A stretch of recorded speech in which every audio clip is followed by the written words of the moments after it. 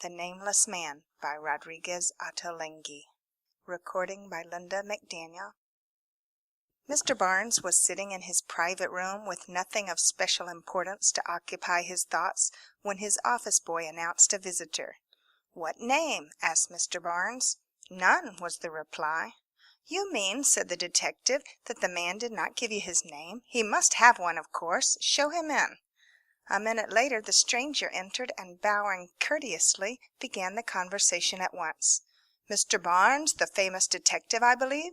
said he. "My name is Barnes," replied the detective. "May I have the pleasure of knowing yours?" "I sincerely hope so," continued the stranger. "The fact is, I suppose I have forgotten it." "Forgotten your name?" Mr. Barnes scented an interesting case, and became doubly attentive. "Yes," said the visitor, "that is precisely my singular predicament. I seem to have lost my identity. That is the object of my call. I wish to discover who I am. As I evidently am a full-grown man, I can certainly claim that I have a past history, but to me that past is entirely a blank. I awoke this morning in this condition, yet apparently in possession of all my faculties, so much so that I at once saw the advisability of consulting a first-class detective, and upon inquiry I was directed to you. Your case is interesting from my point of view, I mean. To you, of course, it must seem unfortunate. Yet it is not unparalleled. There have been many such cases recorded, and for your temporary relief I may say that sooner or later complete restoration of memory usually occurs.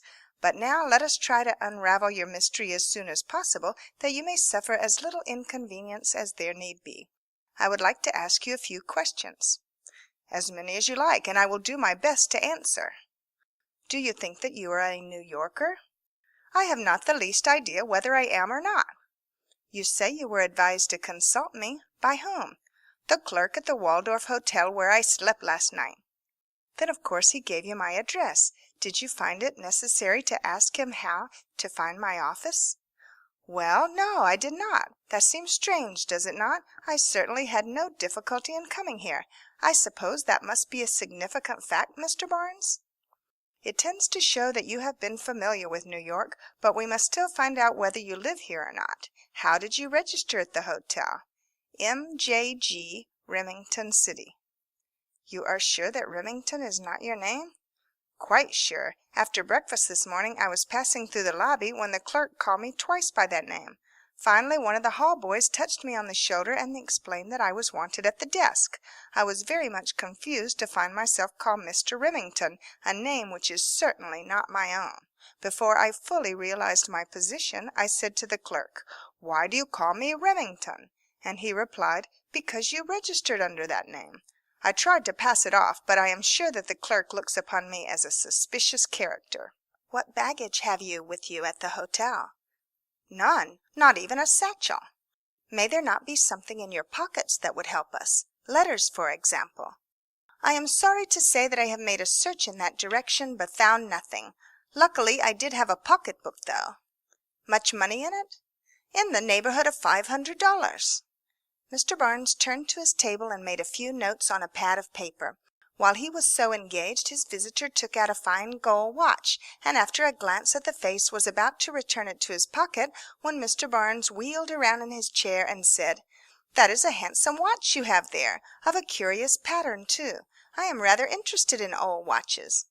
The stranger seemed confused for an instant, and quickly put up his watch, saying, "There is nothing remarkable about it, merely an old family relic. I value it more for that than anything else. But about my case, Mr. Barnes, how long do you think it will take to restore my identity to me? It is rather awkward to go about under a false name." "I should think so," said the detective. "I will do my best. No clue to work upon, so that it is impossible to say what my success will be. Still, I think 48 hours should suffice. At least in that time I ought to make some discoveries for you. Suppose you call again on the day after tomorrow at noon precisely. Will that suit you?"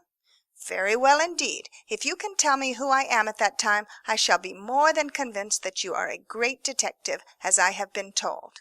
He arose and prepared to go, and upon that instant Mr. Barnes touched a button under his table with his foot, which caused a bell to ring in a distant part of the building. no sound of which penetrated the private office. Thus anyone could visit Mr. Barnes in his den, and might leave unsuspicious of the fact that a spy would be awaiting him out in the street, who would shadow him persistently day and night until recalled by his chief. After giving the signal, Mr. Barnes held his strange visitor in conversation a few minutes longer, to allow his spy opportunity to get to his post. "How will you pass the time away, Mr. Remington?" said he. "We may as well call you by that name until I find your true one." "Yes, I suppose so. As to what I shall do during the next 48 hours, why, I think I may as well devote myself to seeing the sights. It is a remarkably pleasant day for a stroll, and I think I will visit your beautiful Central Park." "A capital idea. By all means, I would advise occupation of that kind. It would be best not to do any business until your memory is restored to you." "Business? Why, of course I can do no business." "No, if you were to order any goods, for example, under the name of Remington, later on, when you resume your proper identity, you might be arrested as an impostor." "By George, I had not thought of that. My position is more serious than I had realized. I thank you for the warning. Sightseeing will assuredly be my safest plan for the next 2 days." "I think so. Call at the time agreed upon, and hope for the best. If I should need you before then, I will send to your hotel." Saying good morning, Mr. Barnes turned to his desk again, and as the stranger looked at him before stepping out of the room, the detective seemed engrossed in some papers before him. Yet scarcely had the door closed upon the retreating form of his recent visitor, when Mr. Barnes looked up with an air of expectancy. A moment later a very tiny bell in a drawer of his desk rang, indicating that the man had left the building, the signal having been sent to him by one of his employees, whose business it was to watch all departures and notify his chief. A few moments later Mr. Barnes himself emerged, clad in an entirely different suit of clothing, and with such an alteration in the color of his hair that more than a casual glance would have been required to recognize him. When he reached the street, the stranger was nowhere in sight, but Mr. Barnes went to a doorway opposite, and there he found, written in blue pencil, the word "Up," whereupon he walked rapidly uptown as far as the next corner, where once more he examined a door-post, upon which he found the word "Right," which indicated the way the men ahead of him had turned. Beyond this he could expect no signals, for the spy shadowing the stranger did not know positively that his chief would take part in the game. The 2 signals which he had written on the doors were merely a part of a routine, and intended to aid Mr. Barnes should he follow. But if he did so, he would be expected to be in sight of the spy by the time the second signal were reached. And so it proved in this instance, for as Mr. Barnes turned the corner to the right, he easily discerned his man about 2 blocks ahead, and presently was near enough to see Remington also. The pursuit continued until Mr. Barnes was surprised to see him enter the park, thus carrying out his intention as stated in his interview with the detective. Entering at the Fifth Avenue gate, he made his way towards the menagerie, and here a curious incident occurred. The stranger had mingled with the crowd in the monkey house, and was enjoying the antics of the mischievous little animals, when Mr. Barnes, getting close behind him, deftly removed a pocket-handkerchief from the tail of his coat, and swiftly transferred it to his arm. On the day following, shortly before noon, Mr. Barnes walked quickly into the reading-room of the Fifth Avenue Hotel. In one corner there is a handsome mahogany cabinet containing 3 compartments, each of which is entered through double doors, having glass panels in the upper half. About these panels are draped yellow silk curtains, and in the center of each appears a white porcelain numeral. These compartments are used as public telephone stations, the applicant being shut in so as to be free from the noise of the outer room. Mr. Barnes spoke to the girl in charge, and then passed into the compartment numbered V. Less than 5 minutes later, Mr. Leroy Mitchell came into the reading-room. His keen eyes peered about him, scanning the countenances of those busy with the papers or writing, and then he gave the telephone girl a number, and went into the compartment numbered 1. About 10 minutes elapsed before Mr. Mitchell came out again, and having paid the toll, he left the hotel. When Mr. Barnes emerged, there was an expression of extreme satisfaction upon his face. Without lingering, he also went out, but instead of following Mr. Mitchell through the main lobby to Broadway, he crossed the reading room and reached 23rd Street through the side door. Thence he proceeded to the station of the elevated railroad and went uptown. 20 minutes later he was ringing the bell of Mr. Mitchell's residence. The butler, who answered his summons, informed him that his master was not at home. "He usually comes in to luncheon, however, does he not?" asked the detective. "Yes, sir," responded the boy. "Is Mrs. Mitchell at home?" "No, sir." "Miss Rose?" "Yes, sir." "Ah, then I'll wait. Take my card to her." Mr. Barnes passed into the luxurious drawing room, and was soon joined by Rose, Mr. Mitchell's adopted daughter. "I'm sorry papa is not at home, Mr. Barnes," said the little lady, "but he will surely be in to luncheon if you will wait." "Yes, thank you, I think I will. It is quite a trip up, and being here I may as well stop a while and see your father, though the matter is not of any great importance." "Some interesting case, Mr. Barnes? If so, do tell me about it. You know I am almost as much interested in your cases as papa is." "Yes, I know you are, and my vanity is flattered, but I am sorry to say I have nothing on hand at present worth relating. My errand is a very simple one. Your father was saying, a few days ago, that he was thinking of buying a bicycle, and yesterday, by accident, I came across a machine of an entirely new make, which seems to me superior to anything yet produced. I thought he might be interested to see it, before deciding what kind to buy." "I'm afraid you are too late, Mr. Barnes. Papa has bought a bicycle already." "Indeed! What style did he choose?" "I really do not know, but it is down in the lower hall, if you care to look at it." "It's hardly worth while, Miss Rose. After all, I have no interest in the new model, and if your father has found something that he likes, I won't even mention the other to him. It might only make him regret his bargain. Still, on second thought, I will go down with you, if you will take me into the dining room and show me the head of that moose which your father had been bragging about killing. I believe it has come back from the taxidermist?" "Oh, yes, he is just a monster. Come on." They went down to the dining room, and Mr. Barnes expressed great admiration about the moose's head, and praised Mr. Mitchell's skill as a marksman. But he had taken a moment to scrutinize the bicycle which stood in the hallway, while Rose was opening the blinds in the dining room. Then they returned to the drawing room, and after a little more conversation, Mr. Barnes departed, saying that he could not wait any longer, but he charged Rose to tell her father that he particularly desired him to call at noon on the following day. Promptly at the time appointed, Remington walked into the office of Mr. Barnes and was announced. The detective was in his private room. Mr. Leroy Mitchell had been admitted but a few moments before. "Ask Mr. Remington in," said Mr. Barnes to his boy, and when that gentleman entered, before he could show surprise to find a third party present, the detective said, "Mr. Mitchell, this is the gentleman whom I wished you to meet. Permit me to introduce to you Mr. Mortimer J. Goldie, better known to the sporting fraternity as G. J. Mortimer, the champion short-distance bicycle rider who recently rode a mile in the phenomenal time of 1.56 on a quarter-mile track." As Mr. Barnes spoke, he gazed from one to the other of his companions with a half-quizzical and wholly pleased expression on his face. Mr. Mitchell appeared much interested, but the newcomer was evidently greatly astonished. He looked blankly at Mr. Barnes a moment, then dropped into a chair with the query, "How, in the name of conscience, did you find that out?"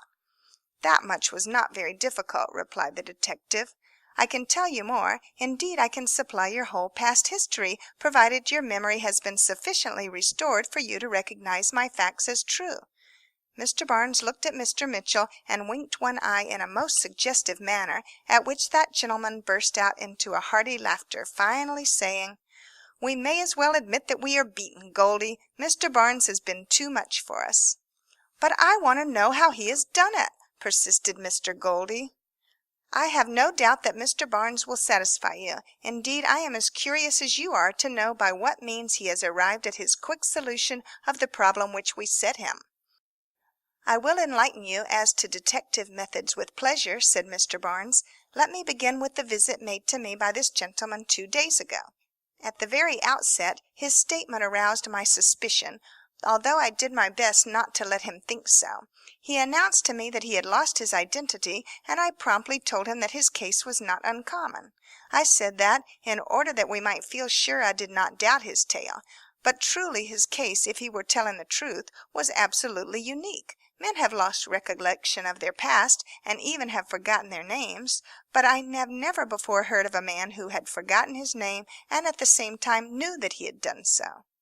"A capital point, Mr. Barnes," said Mr. Mitchell. "You were certainly shrewd to suspect fraud so early." I cannot say that I suspected fraud so soon, but the story was so unlikely that I could not believe it immediately. I therefore was what I might call analytically attentive during the rest of the interview.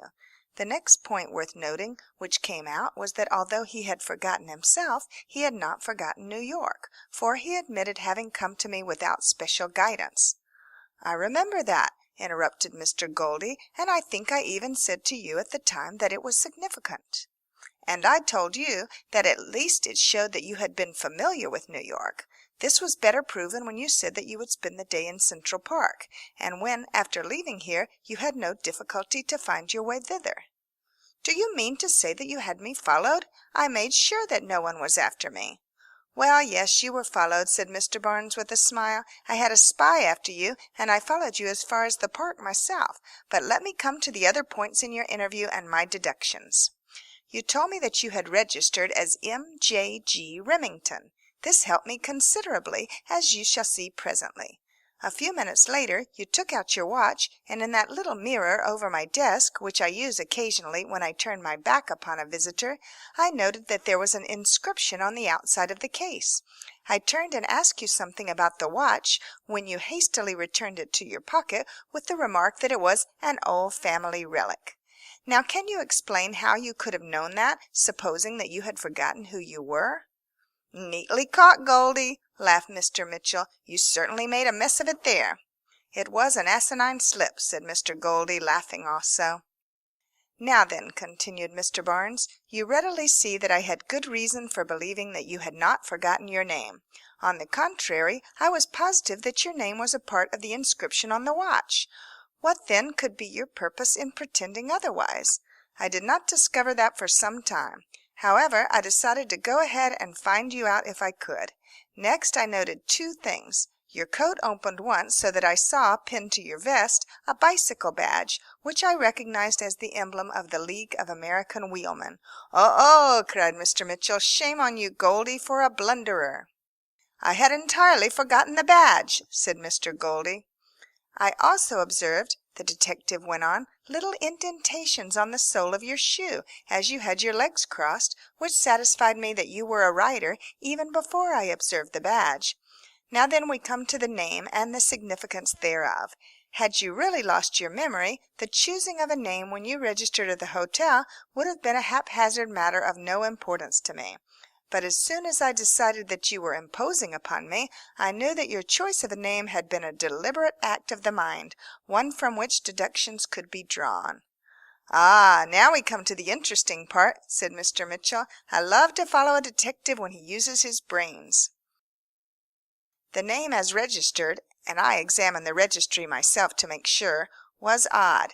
3 initials are unusual. A man without memory, and therefore not quite sound mentally, would hardly have chosen so many. Then why had it been done in this instance? What more natural than that these initials represented the true name? In assuming an alias, it is the most common method to transpose the real name in some way. At least it was a working hypothesis. Then the last name might be very significant. Remington. The Remingtons make guns, sewing machines, typewriters, and bicycles. Now, this man was a bicycle rider, I was sure.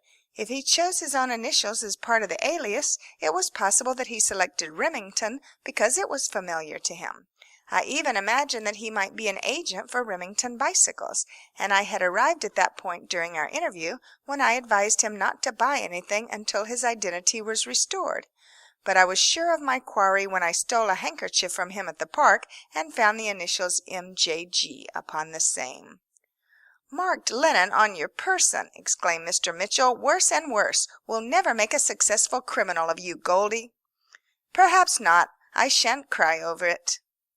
I felt sure of my success by this time," continued Mr. Barnes, "yet at the very next step I was balked. I looked over a list of L.A.W. members, and could not find a name to fit my initials, which shows, as you will see presently, that, as I may say, too many clues spoil the broth.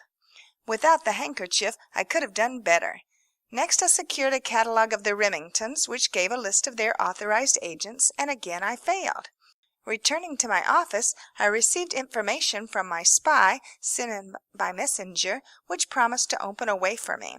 He had followed you about, Mr. Goldie, and I must say you played your part very well, so far as avoiding acquaintances is concerned.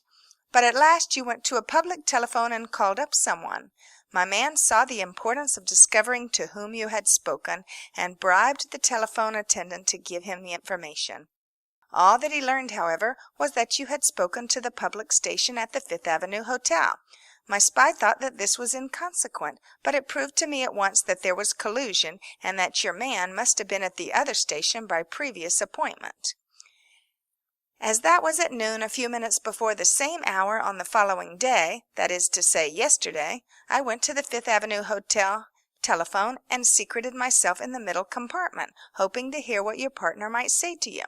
I failed in this, as the boxes were too well made to permit sound to pass from one to the other, but imagine my gratification to see Mr. Mitchell himself go into the box. "And why?" asked Mr. Mitchell. "Well, as soon as I saw you, I comprehended the whole scheme. It was you who had concocted the little diversion to test my ability. Thus, at last, I understood the reason for the pretended loss of identity. With the knowledge that you were in it, I was more than ever determined to get at the facts. Knowing that you were out, I hastened to your house, hoping for a chat with little Miss Rose, as the most likely member of your family to get information from." "Oh, fie, Mr. Barnes," said Mr. Mitchell, "to play upon the innocence of childhood. I am ashamed of you." "All's fair, etc. Well, I succeeded. I found Mr. Goldie's bicycle in your hallway, and as I suspected, 'twas a Remington. I took the number and hurried down to the agency, where I readily discovered that wheel number 5086 is ridden by G.J. Mortimer, one of their regular racing team. I also learned that Mortimer's private name is Mortimer J. Goldie. I was much pleased at this, because it showed how good my reasoning had been about the alias, for you observe that the racing name is merely a transposition of the family name. The watch, of course, is a prize, and the inscription would have proved that you were imposing upon me, Mr. Goldie, had you permitted me to see it." "Of course, that is why I put it back in my pocket." "I said just now," said Mr. Barnes, "that without the stolen handkerchief I would have done better. Having it, when I looked over the L.A.W. list, I went through the G's only. Without it, I should have looked through the G's, J's, and M's, not knowing how the letters may have been transposed. In that case I should have found G.J. Mortimer, and the initials would have proved that I was on the right track." "You have done well, Mr. Barnes," said Mr. Mitchell. "I asked Goldie to play the part of a nameless man for a few days, to have some fun with you, but you have had fun with us, it seems, though I am conceited enough to say that had it been possible for me to play the principal part, you would not have pierced my identity so soon."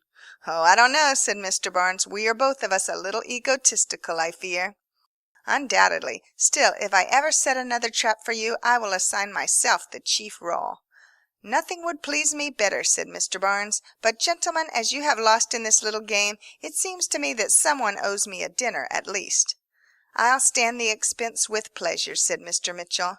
"Not at all," interrupted Mr. Goldie. "It was through my blundering that we lost, and I'll pay the piper." "Settle it between you," cried Mr. Barnes. "But let us walk on. I am getting hungry." Whereupon they adjourned to Delmonico's. End of The Nameless Man.